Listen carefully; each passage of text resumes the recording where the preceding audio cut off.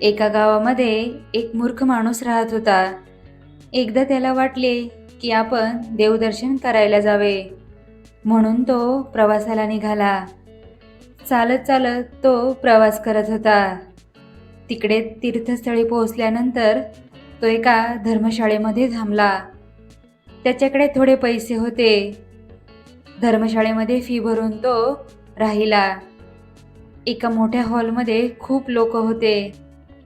एवढ्या लोकांमध्ये आपण हरवून जाऊ अशी शंका त्या मूर्ख माणसाच्या मनात आली.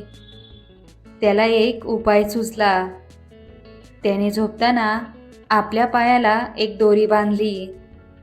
त्यामुळे आपण स्वतःला ओळखू शकू असे त्या मूर्खाला वाटले आणि तो झोपी गेला. त्याच्या शेजारी एक म्हातारा माणूस झोपला होता आणि त्याच्याबरोबर अजून बरेच लोक होते. त्यांनी हे करताना मूर्खाला पाहिले होते, परंतु तो असे का करतो आहे हा प्रश्न सर्वांना पडला.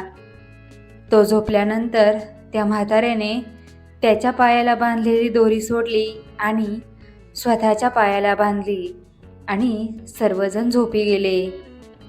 दुसऱ्या दिवशी सकाळी मूर्ख उठला आणि पाहतो तर त्याच्या पायाला दोरी बांधलेली नव्हती.